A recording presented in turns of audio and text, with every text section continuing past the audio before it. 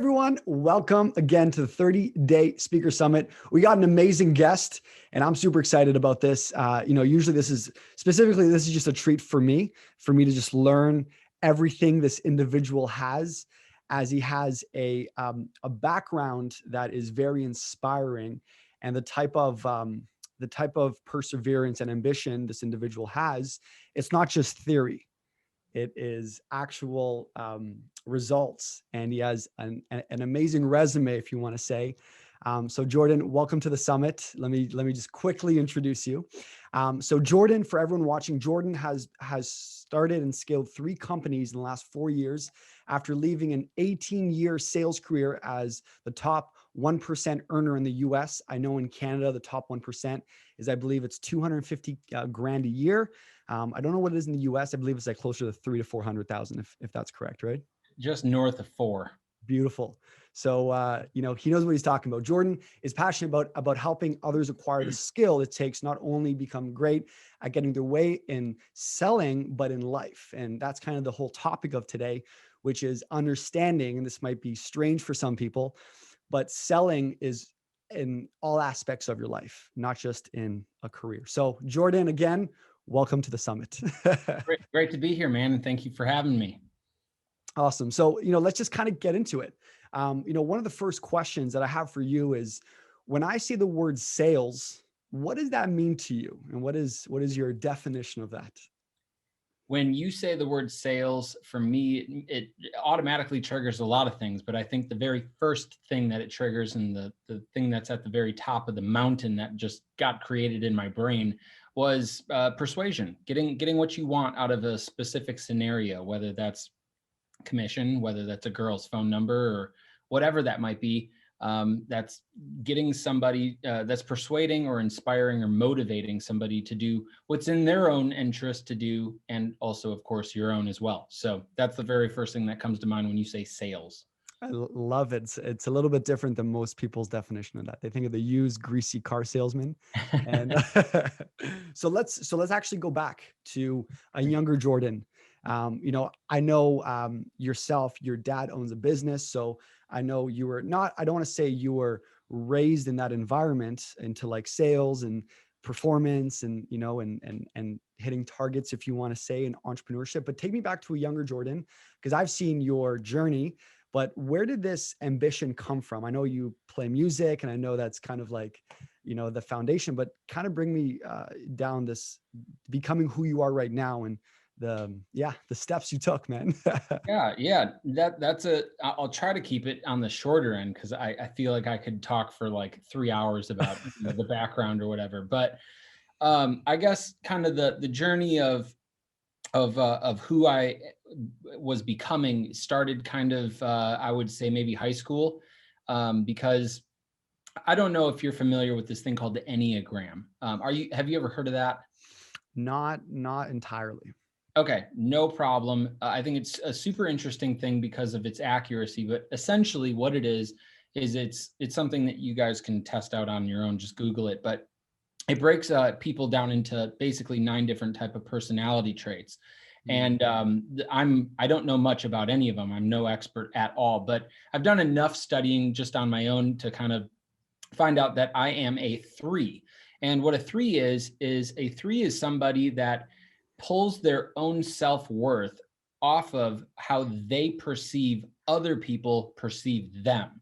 Mm-hmm. And what that means is I determine my value, my worth as a person based on how I feel other people see me, look at me, my status, my accomplishments, so on and so forth. And so the greatest motivator for me being a person is, my ambition to be the best. And so I grew up being an athlete. I played soccer since I was like 3 years old. I was always kind of the MVP, the lead scorer, won some championships, all the way through college. And sports and soccer, for the most part, became the vehicle by which I could have other people look at me as a winner, as a champion, somebody that's talented, somebody that's skilled. And that satisfied, what I wanted. And then I got into high school, And I realized that, soccer, wasn't going to be my vehicle for life. It wasn't going to help me get rich. I wasn't going to be on Manchester United, or, playing for the US national team. So I needed to transition a little bit. And I found a couple of guys underneath a tree playing guitar, of course, with like 20 girls, circling this tree, watching these guys play guitar. And I was like, well, these girls aren't showing up to my soccer game where I'm the star. So let's get a guitar. So I got a guitar, and immediately the intention was to attract girls, but then I ended up falling in love with the process of writing music and playing music. And then of course my threeness, as I call it, the I want to be the best. I'd go home from soccer practice at 5:30 at night, and I'd sit in my basement and play guitar until 1, 2 o'clock in the morning, get a couple hours of rest, wake up. And basically that was my life on repeat. Had no intentions of being a salesperson, a business person. I really wanted to be a musician. And so I really kind of followed that to the point, again, like soccer, where I learned like, okay, I'm not really paying any of my bills, playing music. I'm not like rich and famous yet. I don't have a tour bus and thousands of girls chasing me. So I guess, maybe I'll just try this college thing. And so I did the music and college thing. And I realized quickly that I hated school. There was nothing at the college that I felt like learning. And it kind of struck me in 2008, just 2 years after graduating, high school, that, here's a economy recession, here's this, depression, and I'm seeing people's 401ks and blah, blah, blah get wiped out. And I'm like, is this really the best thing for me to do, is rack up a bunch of student debt with a college degree I could care less for? And so I went to one day of college and then went right back to the bookstore, returned my books, because the summer prior to going to college is when I started knocking doors. And that's when I got my first sales job. And I realized, that this was the thing that I really wanted to do, at least financially. And then of course, applied my threeness to sales, and wanted to, of course, be the person making the most money, make the most sales, have the most clout. And so that's what really kind of shaped the trajectory of being a salesperson, is that, I got fired from Chili's and picked up a door-to-door job and realized that I could make, a whole week's worth of tips, from Chili's in 30 minutes, making a sale. And that was really the heroin in my arm, if you will, where I became addicted to that thrill of, closing deals. And so long story short, that really introduced a very long sales career of, knocking doors for 8 years or so, and then transitioning to more of an inside sales role in New York City. And then of course, moving down to Miami, and becoming an inside salesperson working for Grant Cardone. And then of course, quitting that job to open my own business. And since then I've scaled and sold 3 different companies. And so I realized that I took my time on the beginning part. I love it.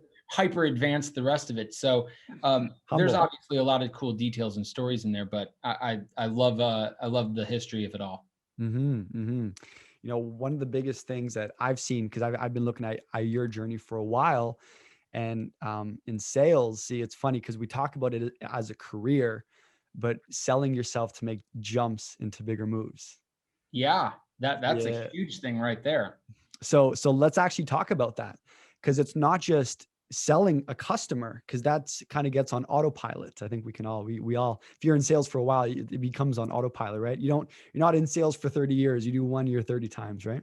Yeah. So let's talk about these jumps, because you had to sell yourself. If you're making, I don't know your biggest year, but let's say $500,000 or close to that. How did you sell yourself to make that leap when you got the comfort? Because that's a sale right there. Yeah. I mean, you're talking about leaving the $500,000 job? Yeah. Selling, you've done door to door for 8 years. So there's that Jordan, 8 years of sales. He knows it. He's a leader. It's in his craft.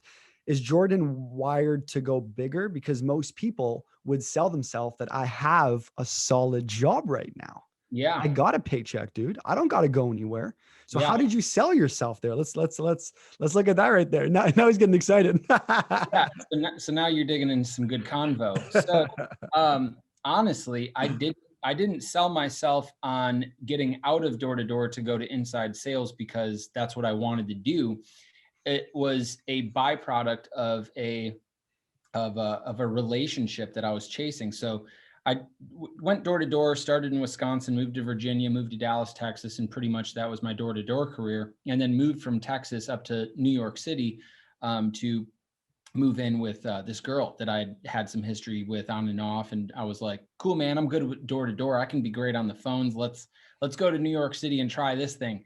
And so that was less of a, it was a, it, there was a lot of confidence in my sales abilities in order to make that decision. But again, that decision wasn't entirely on the sales opportunity.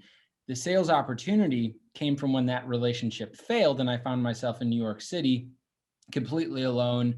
I was the top salesperson at the company that I was at, but there was a cap on commission. So like, I'm not making any money. I'm making like 50 grand a year in New York City. Like, it's nuts. If you've ever been there, like anybody that's familiar with that city knows that 50 grand a year in New York City is a shameful way to live. And so it was at that point where I made a commitment to myself to be successful. And I didn't really tie anything to that outside of money. Like, I just want to finally like earn some money and have some freedom. And, you know, if I want to like travel, like I want to travel. So I used sales then as a vehicle to actually do that. And so all the different transitions in my life, I've always been comfortable making because I've always had a way to not only sell myself, but sell products that are valuable to people that are looking to solve problems. And that's given me just a ton of security in my life of being able to take risks and chances that 99% of people out there just wouldn't do. I love that because there was so are you at a position right now, Jordan? Because it ties into sales because you have to sell yourself on your abilities. Yep. And this is where I find I'm sure you met a lot of older individuals that they regret not taking the risk because they can't sell themselves to leave that 60 grand a year job. That's correct. You've got to be able in your own life, if you're going to be able to sell somebody else, you have to be able to sell yourself. You got to have the level of conviction, certainty, and confidence in moving in the right direction yourself, or else no one's going to follow you, especially a customer that's giving you their hard-earned cash. So I found it very advantageous in my life to be able to say, you know, look, here's the different opportunities that are in front of me. As far as jobs, or do I want to quit a job, become an entrepreneur? What are the risks involved? But what are the advantages of this? And if I can pull this off, what would it look like versus pulling it off at a sales job or doing something else? And so I think there's a lot of people that don't take the time to necessarily do the George Washington. I don't know if you've ever heard of the George Washington close, or even just the George Washington, philosophy of what decision do I make? George Washington, obviously great leader here in the States. He was famous for doing this thing where if he was looking at two different options and he needed to sell himself on making the right decision, he'd simply take a sheet of paper, draw a line down, and put down pros and cons. And he would write down all the pros of making a specific decision, and then of course all of the cons. And of course you'll hopefully be able to, weigh out, are there more cons to this decision or more pros? And so in my life, there's always been more pros than cons to doing whatever it is that I want, because I know how to sell. I know how to inspire and motivate other people to essentially do what's in their best interest for themselves and reap the reward of connecting the dots for somebody else. That's what sales truly is. People think that it's work. Some people find anxiety or fear. I know that you've been in sales. You've experienced those things. When really at the end of the day, like, it's a dream job. Like, if I can help Daniel get what he wants, I get paid for that.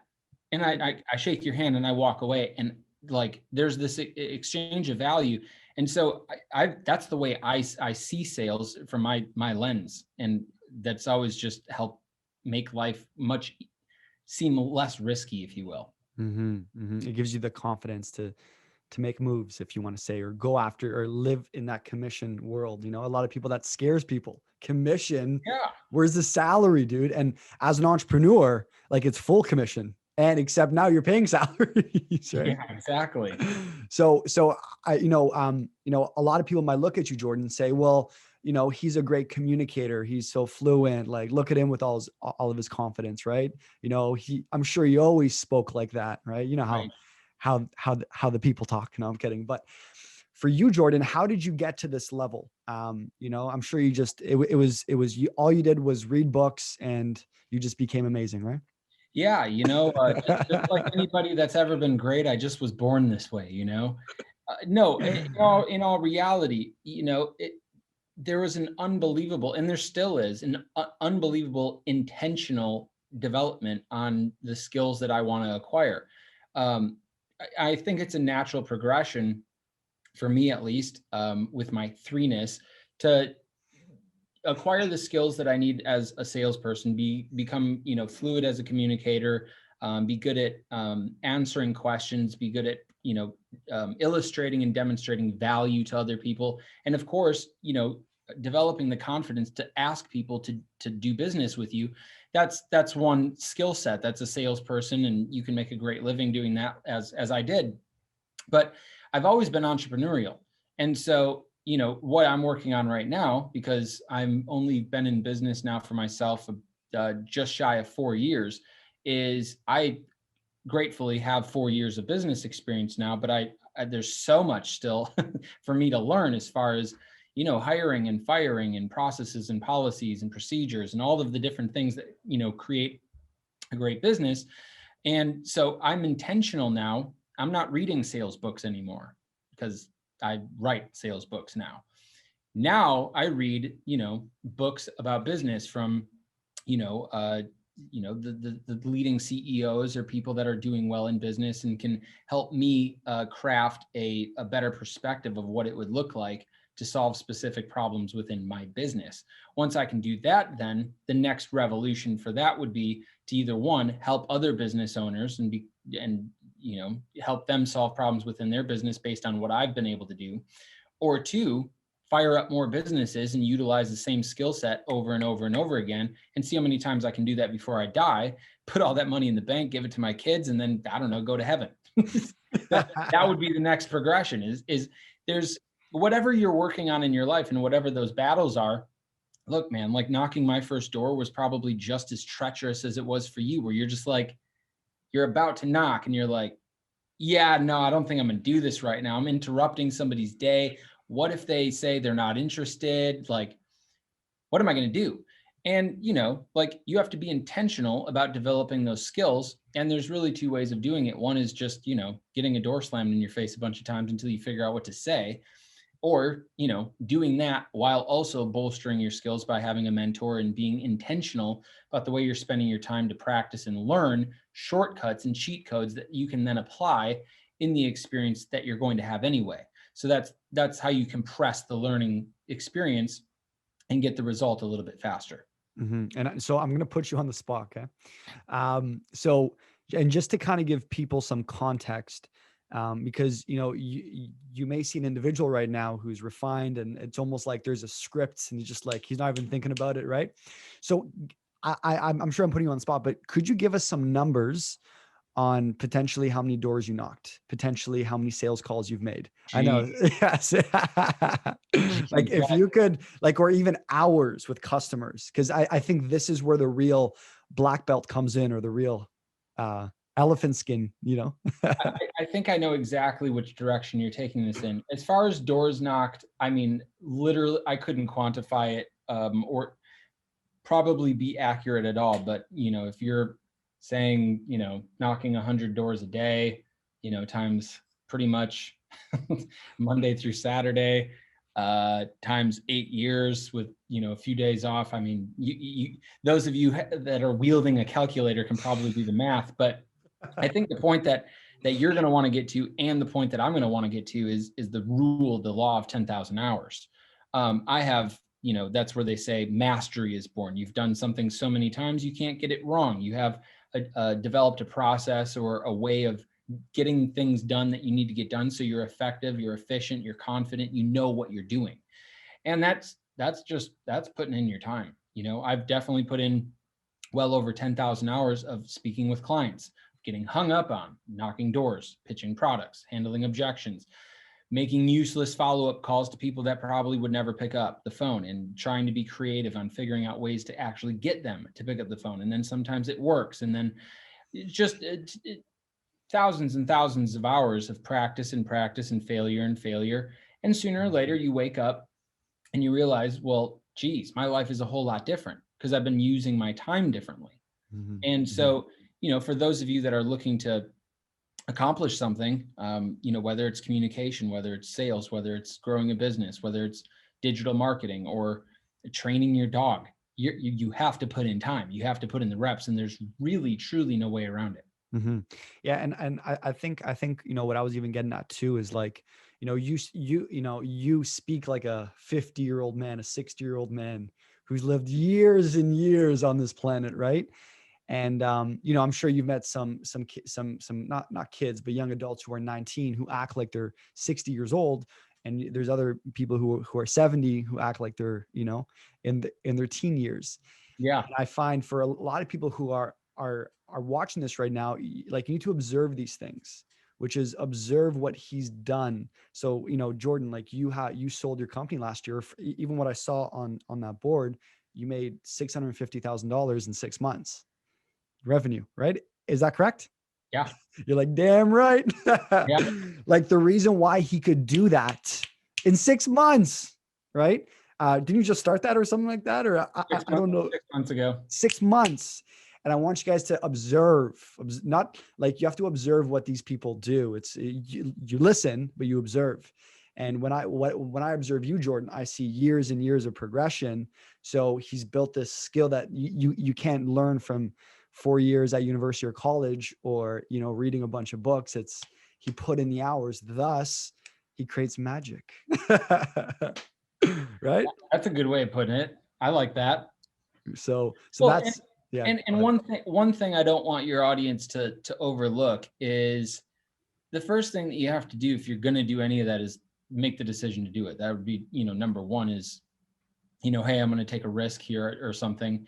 And the other thing that needs to be noted too is that it's going to work for it. It's going to work because if you make it work, you have to make it. You have to put your back against the wall. And I've done that so many times in my life where literally like, dude, I have no options right now. I have no money. I have no resources, no friends, no family. Nobody's going to help me out of this situation. I have to perform or die. That's really some of the things that people don't want to do. And that's also, when's the last time, Daniel, that you put your back against the wall and didn't perform? Never. And I can almost guarantee that I could ask anybody that's had even just tiny amounts of success. When was the last time everything was on the line? There was 1 second on the clock. You needed a touchdown or whatever, or you needed to make a sale, or, like, when's the last time you failed? Mm-hmm. When there was that much on the line. And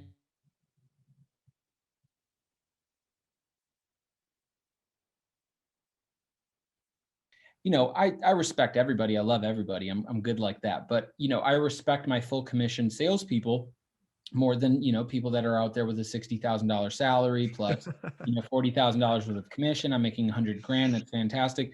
Like, look, your back's not against the wall. You're never truly going to perform or reach your potential. And for that reason, I don't not respect you, but I respect you less than somebody that is always, hunting to kill. I don't know what a salary is. So me neither. I've never taken one. I've never, my good friend actually got a salary. We both had the same position. He got a salary and I didn't. I was super, super upset, but that's a whole other conversation. So Jordan, as we definitely wrap up this interview, I do appreciate in the second interview, if everyone's going to watch, or sorry, for everyone that upgrades to the All Access Pass, what we're going to be doing is going in depth with Jordan on his step-by-step sales cycle, if you want to say, for training reps. And what we're going to do, here we go. Hello. What we're going to be doing is understanding what it really takes to do something like $650,000 in 6 months, or be able to take an idea. So what a salesperson does, They take ideas and they make it real. All right. They get people to make decisions. Go Yeah, ahead. and I will add, if you haven't upgraded just for this next little interview he's going to do with me, this is going to be worth, to the right person, could be millions of dollars. So if you haven't upgraded, I don't know what you're thinking, but we will see you in the next interview. Jordan, is there any last words you kind of want to give the audience before we get into the bonus interview? 2 last words. 1, upgrade. 2, if you're not going to upgrade, don't complain about not getting what you want out of your life. Come on. Jordan, thank you so much. Again, for everyone, we will see you in the next interview. My name again is Daniel Francis, the host of the 30-Day Speaker Summit. And we got amazing guests like Jordan. So thank you again, and I'll see you very soon. Take care.